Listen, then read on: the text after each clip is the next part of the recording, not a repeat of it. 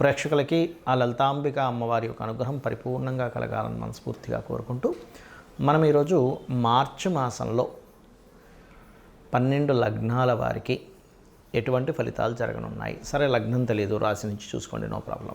But first priority మాత్రం లగ్నానికే ఇవ్వండి.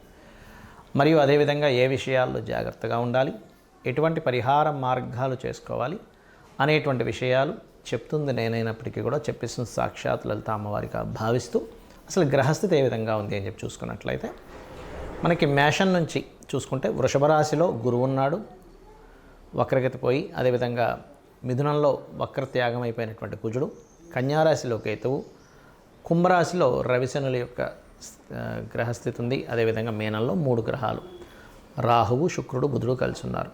దీని తర్వాత 15వ తేదీ నుంచి రవి కూడా వచ్చి 4 గ్రహాలు కలిసి ఉంటాయి. 15వ తేదీ నుంచి కంటిన్యూస్గా ఈ యొక్క గ్రహస్థితిని అనుసరించి ద్వాదశ లగ్నాలు, లగ్నం తెలియని రాశుల వారికి ఎలా ఉంటుందనేటువంటి విషయం ఇప్పుడు మనం తెలుసుకుందాం. వృషభ లగ్నము, వృషభ రాశి, వృషభం వారికి కనుక చూసుకున్నట్లయితే ప్రధానంగా ఇక్కడ మీకు మీ యొక్క లగ్నాధిపతి లాభస్థానంలో ఉన్నాడు. దీనికి మీరు వ్యాపార సంబంధించినటువంటి విషయాల్లో చేసేటువంటి ప్రయత్నాలు సఫలీకృతం అవుతాయి. అదేవిధంగా మీకు ధనస్థానము, కుటుంబ స్థానంలో కుజుడు ఉన్నందుకు కొంత కుటుంబ సభ్యులతోని మరియు వివాహం విషయంలో, వివాహ జీవిత సంబంధించిన విషయంలో ఆఫర్స్ వస్తాయి. అంటే తొందరగా వివాహం అవ్వడానికి ప్రయత్నాలు సఫలీకృతం అవుతుంటాయి. ఎట్ ద సేమ్ టైం వివాహ కారకుడైనటువంటి కుజుడు మీకు 2వ స్థానంలో ధన, కుటుంబ స్థానాల్లో ఉన్నాడు కాబట్టి ఆ యొక్క విషయాల్లో కొంత గొడవలు కూడా జరుగుతూ ఉంటాయి. కొత్త అగ్రిమెంట్స్ చేస్తారు, కొత్త వ్యక్తుల్ని కలవడం జరుగుతూ ఉంటుంది. ఈ నెల 2 వారాలు, మొదటి 2 వారాలు ఏదైనా కొత్త ప్రాపర్టీస్ తీసుకోవడము, లేనట్లయితే కొత్త విద్యలు అభ్యసించడము, ఇట్లాంటివి కూడా జరుగుతాయి. అయితే ఇక్కడ వ్యాపారపరంగా మాత్రం మంచి అభివృద్ధి యోగం కనిపిస్తుంది. మీకు 5వ స్థానంలో కేతు ఉన్నందుకు ఏదైనా నిర్ణయాలు తీసుకునేటప్పుడు మాత్రం కాస్త జాగ్రత్తగా తీసుకోండి, తొందరపడి నిర్ణయాలు తీసుకోకండి. పంచమ కేతువు ఎప్పుడు కూడా ఏంటంటే ఆల్ ఆఫ్ సడన్గా మ్యాజికల్ ప్లానెట్ అంటారు కాబట్టి విచిత్రంగా నిర్ణయాలు తీసుకోవడం, ఒక్కోసారి అద్భుతమైనటువంటి సక్సెస్ అవ్వడం, ఒక్కోసారి ఇబ్బంది పడడం జరుగుతూ ఉంటుంది. అందులో ముఖ్యంగా మీరు షేర్ మార్కెటింగ్ రిలేటెడ్ సంబంధించినటువంటి విషయంలో మరింత జాగ్రత్తగా ఉండాలి, గుర్తుపెట్టుకోండి.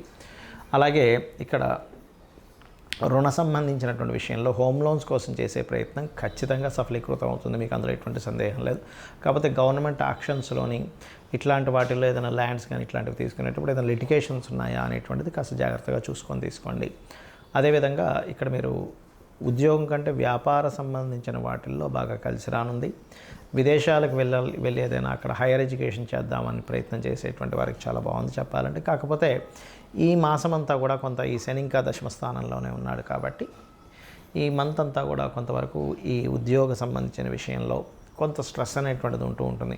అంటే ఉద్యోగం వల్ల కొంత కుటుంబ సభ్యులతో కూడా కొంత డిస్టర్బెన్సెస్ రావడము, ఈ కొన్ని కోపాలు కావచ్చు, కొన్ని అగ్రెసివ్గా కొన్ని నిర్ణయాలు తీసుకోవడం కావచ్చు, ఇట్లాంటివి ఉంటుంటాయి. బికాజ్ ఆఫ్ 10వ స్థానంలో శని భగవానుడి యొక్క స్థితి ఉండి దానికి కోణ స్థానంలో కుజుడు ఉన్నాడు కాబట్టి. మరి ఈ యొక్క విషయంలో స్ట్రెస్ తగ్గాలి అంటే మీరు లలితా సహస్రనామాల్లో ఓం మాణిక్య మకుటాకార జానుద్వయ విరాజితాయే నమః అని నామస్మరణ చేయండి. దగ్గరలో ఏదైనా ఆలయం ఉన్నట్లయితే ఆలయంలో కాస్త నువ్వుల నూనెని దీపారాధన కోసం అని చెప్పని మీకు తోచినంత ఇవ్వండి. 1/2 కిలోనో, కిలోనో, పావు కిలోనో ఎంతో కొంత శనివారం నాడు ఇవ్వండి. మరియు మీరు నిత్యము ఆరాధించాల్సినటువంటి గణపతిని, విష్ణువుని ఆరాధించండి. నవగ్రహాల్లో శని, రాహు, కేతు, కుజ గ్రహాల దగ్గర దీపారాధన చేయండి. అన్ని విధాలా మీకు బాగుంటుంది. ఈ మార్చి మాస ఫలితాలు అయిపోయిన తర్వాత మనకి నూతన సంవత్సరం రాబోతుంది, విశ్వవసు నామ సంవత్సరం. ఇప్పటి నుంచే చెప్తున్నాను, అసలు విశ్వవసు నామ సంవత్సరంలో అయినా మీరు కంప్లీట్గా సక్సెస్ అవ్వాలంటే ఎటువంటి జాగ్రత్తలు తీసుకుంటే ఎవరైనా సరే, అంటే ఏ లగ్నంలో పుట్టినా, ఎటువంటి నక్షత్రంలో పుట్టినా, ఎటువంటి గ్రహస్థితులు ఎలా ఉన్నా సరే, ఇప్పుడు నేను చెప్పబోయేది మీకు ఫైనాన్షియల్గా పేరు ప్రఖ్యాతుల పరంగా మీరు అనుకున్నటువంటి సంకల్పం ఏదైనా, మీ డిజైర్ ఏదున్నా సరే నెరవేరడానికి ఇప్పుడు నేను మీకు ఒక ఆస్ట్రాలజీలో ఉండేటువంటి ఒక సీక్రెట్ చెప్తున్నాను. అది కనుక పాటించగలిగితే అద్భుతంగా మీరు చేరుకోగలుగుతారు.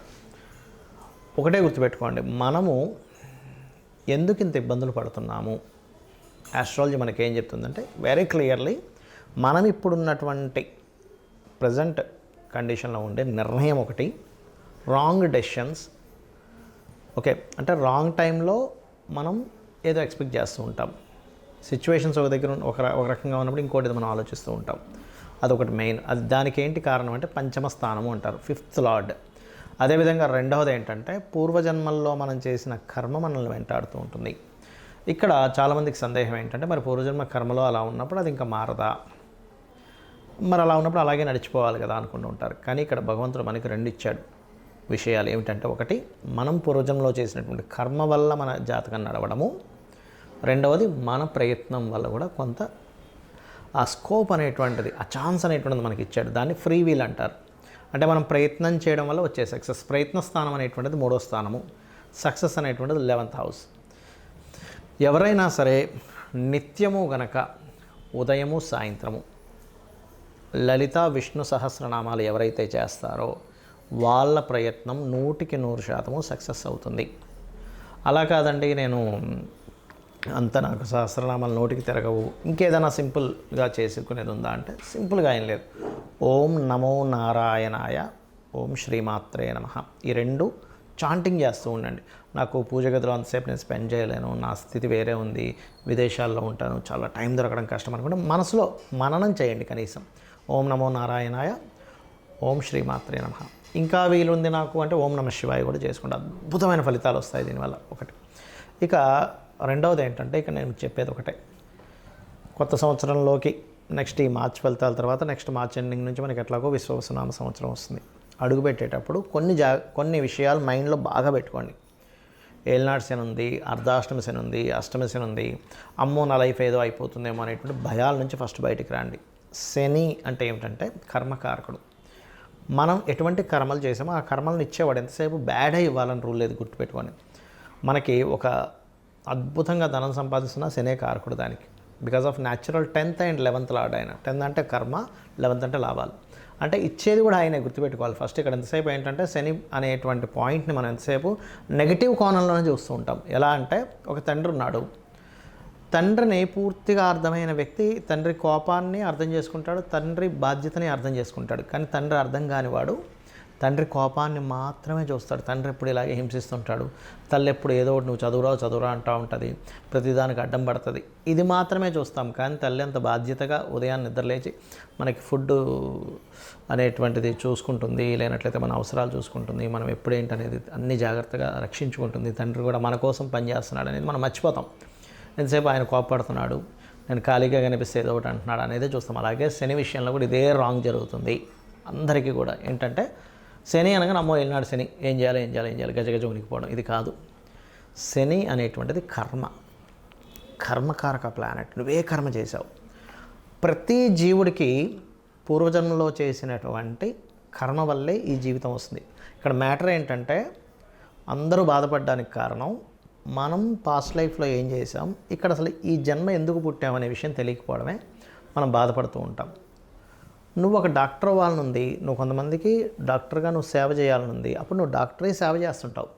లేదా ఒక ఇంజనీర్ అవ్వాలనుంది, లేకపోతే ఒక మంచి టిఫిన్ సెంటర్ పెట్టాలనుంది, లేనట్లయితే ఇంకోటి ఏదో అవ్వాలనుంది. మనం ఏం చేస్తున్నామంటే అసలు ఏమవ్వాలనుంది, ఎందుకు పుట్టామనే విషయం మర్చిపోయి ఆ పుట్టిన విషయాన్ని, అది జరుగుతున్న అంశాన్ని ఎంజాయ్ చేయడం మానేసి అది అవ్వలేకపోయాను ఇది అయిపోయానని చెప్పి బాధపడుతూ ఉంటాం. కానీ యాక్చువల్గా నువ్వు పుట్టింది ఫలానాది అవ్వడానికి.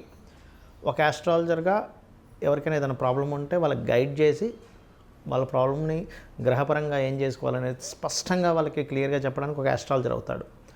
అదేవిధంగా ఒక డాక్టర్ ఆ రోగాన్ని నివారించడానికి ఒక డాక్టర్ అవుతాడు. ఒక ఇంజనీర్ చక్కటి బ్రిడ్జెస్ లేకపోతే ఇల్లు కట్టుకోవడానికి ఇంజనీర్ అవుతాడు. అంటే అది కర్మ. అయితే ఈ జన్మని మనం ఎంతసేపు ఈ యొక్క జన్మచక్రంలో తిరగడమే కాకుండా పర్టికులర్గా ప్రతి వ్యక్తి కూడా 3 విషయాలు ఖచ్చితంగా పాటించినట్లయితే ఈ జన్మచక్రం నుంచి కూడా బయటపడతాడు. ఏమిటది అంటే నిత్యం లలిత సూర్య ఉపాసన చేయడము, పెద్దల్ని సేవించడము, ఇంట్లో పితృదేవతలను సేవించడము, ఏదైనా ఆలయాలకు వెళ్ళి సేవ చేయడం. ఇవి చేస్తూ గోసేవ కనుక చేయగలిగితే, ముఖ్యంగా మీకు ఎటువంటి శని దోషాలు ఉన్నా, లేనట్లయితే ఎటువంటి కాలసర్ప దోషాలు ఉన్నా, లేకపోతే మీ గ్రహస్థితిలో ఎంత దారుణమైన స్థితి ఉన్నా, అంటే కొంతమంది అంటుంటారు ఏమండి నాకు అసలు రూపాయి పుట్టట్లేదు, చాలా ప్రాబ్లమాటిక్గా ఉన్నాను అని అనుకునే వారికి నేను చెప్పేది ఒకటే, ఏమిటంటే నిత్యము పూజ చేయండి డైలీ మార్నింగ్ ఈవినింగ్. ఏమంటే మాకు అది సరిపోవట్లేదు, నిత్యం పూజ చేస్తున్నాను, ఒక యంత్రం పెట్టుకోండి చక్కగా. ఆ యంత్రాన్ని ఒక రాగిదాంతో చేస్తారు. ఆ యంత్రానికి ఏంటంటే జలావాసము, పుష్పావాసము, ధాన్యావాసం చేసి దానికి శక్తిని చేకూర్చి దానికి జపం చేసి ఇస్తారు యాక్చువల్గా. అది ఇస్తుంటారు కొంతమంది అడిగినప్పుడు, నేను కూడా ఏర్పాటు చేశాను. బట్ ఏంటంటే మీరు ఎక్కడైనా కూడా తీసుకోవచ్చు అది. అయితే ఇక్కడ ఏంటంటే దాన్ని కనుక చేయగలిగితే ఇంకొంచెం స్ట్రెంత్ పెరుగుతుంది మీకు.